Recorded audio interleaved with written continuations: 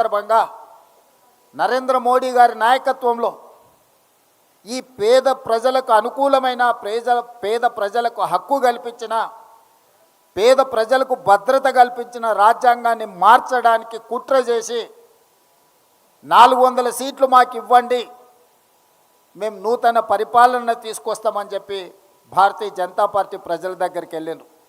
అప్పుడు కాంగ్రెస్ పార్టీ శ్రీమతి సోనియా గాంధీ గారు, మల్లికార్జున్ ఖర్గే గారు, రాహుల్ గాంధీ గారు వీళ్ళు ఈ రాజ్యాంగాన్ని మార్చడం ద్వారా పేదలకు అన్యాయం చేసి పేదల హక్కులను కాలరాసి కార్పొరేట్ కంపెనీలకు ఈ దేశాన్ని మళ్ళీ తిరిగి అప్పచెప్తారు. ఆనాడు ఈస్ట్ ఇండియా కంపెనీ ముసుగులో ఈ దేశాన్ని ఆక్రమించుకున్న బ్రిటిషర్స్ వారసత్వంగా బీజేపీ అంటే బ్రిటిషర్స్ జనతా పార్టీ అని చెప్పుకునే విధంగా ఈరోజు రాజ్యాంగంలో మార్పు తీసుకురావడానికి ప్రయత్నం చేస్తారు. ప్రజాస్వామ్యమే ప్రమాదంలో పడబోతున్నది. ప్రజలంతా జాగ్రత్తగా ఆలోచన చేయండి.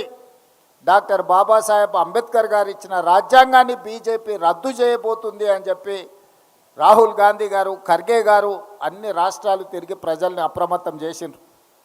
అందుకే అత్యంత అంబేద్కర్ గారి ప్రభావితమైన రాష్ట్రాలైన మహారాష్ట్ర, ఉత్తరప్రదేశ్లో భారతీయ జనతా పార్టీని, ఎన్డీఏను తుడిచిపెట్టేసిండ్రు అక్కడ. అందుకే ఈరోజు భారతీయ జనతా పార్టీ 240 సీట్ల దగ్గర ఆగిపోయింది.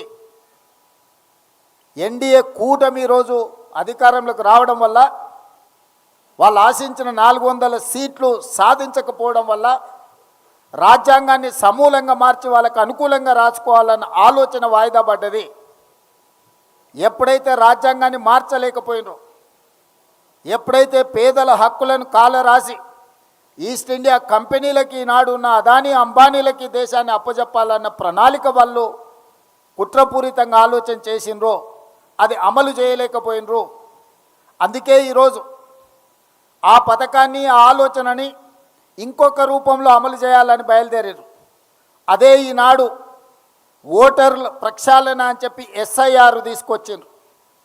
తద్వారా ఈ దేశంలో ఉండే మైనారిటీలు, పేదలు, దళితులు, ఆదివాసీలు, గిరిజనులను, అత్యంత నిరుపేదలను, ముఖ్యంగా నిరుపేదకు, భూమి లేనివానికి, సొంత ఇల్లు లేనివానికి రక్షణ ఓటే. ఓటు ఒక్కటే ఆయుధం. ఇల్లు లేనివాడికి, ఆస్తి లేనివాడికి గుర్తింపే ఓటు.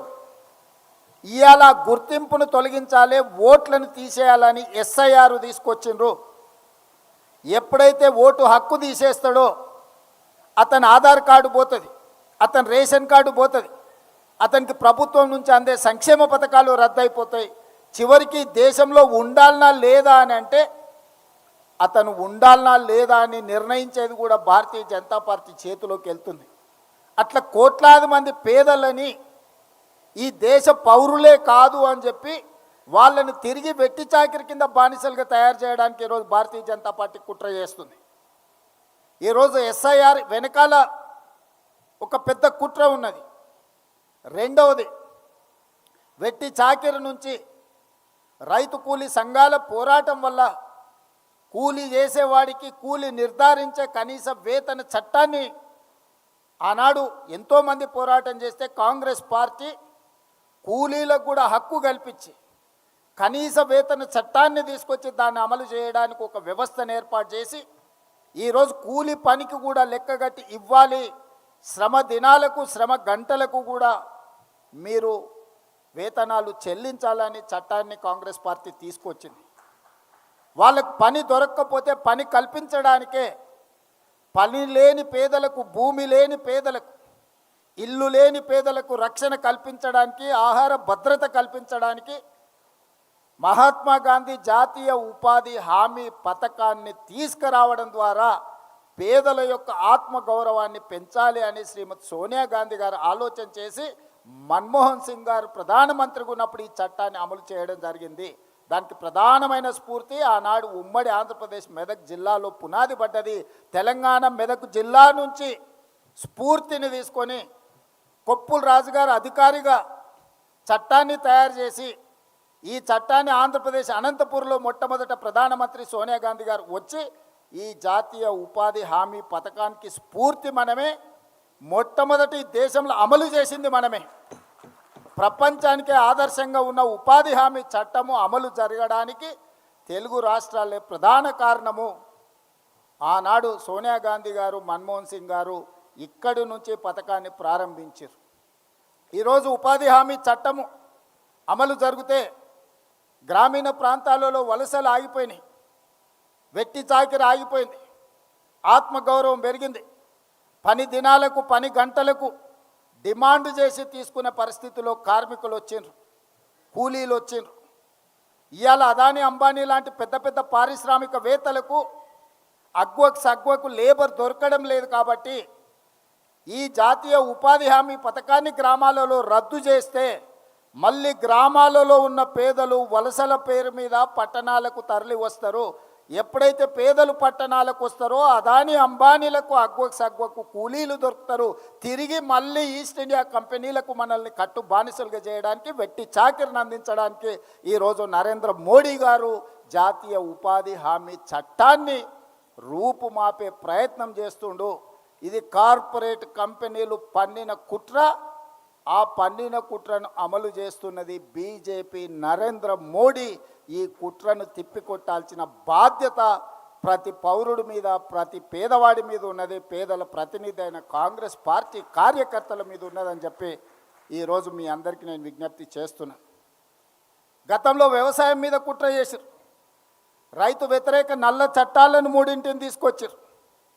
ఈ దేశంలో వ్యవసాయాన్ని మొత్తాన్ని అదానీ, అంబానీ, అమెజాన్లకు తాకట్టు పెట్టాలని నరేంద్ర మోడీ గారు పార్లమెంట్లో చట్టం తెచ్చారు.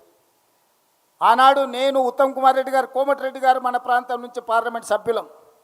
రాహుల్ గాంధీ గారు స్పష్టంగా నరేంద్ర మోడీకి చెప్పాడు, నువ్వు తెచ్చిన రైతు వ్యతిరేక నల్ల చట్టాలను ఉపసంహరించుకోవడమే కాదు, ఈ జాతికి నీతోని క్షమాపణ చెప్పిస్తా, అప్పటి వరకు మేము పోరాటం చేస్తామని రాహుల్ గాంధీ చెప్పినరు.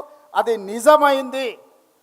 రైతు వ్యతిరేక నల్ల చట్టాలను తెచ్చిన నరేంద్ర మోడీ చట్టాలను ఉపసంహరించుకోవడమే కాకుండా ఈ జాతికి క్షమాపణ చెప్పించిండు రాహుల్ గాంధీ నరేంద్ర మోడీ గారి చేత.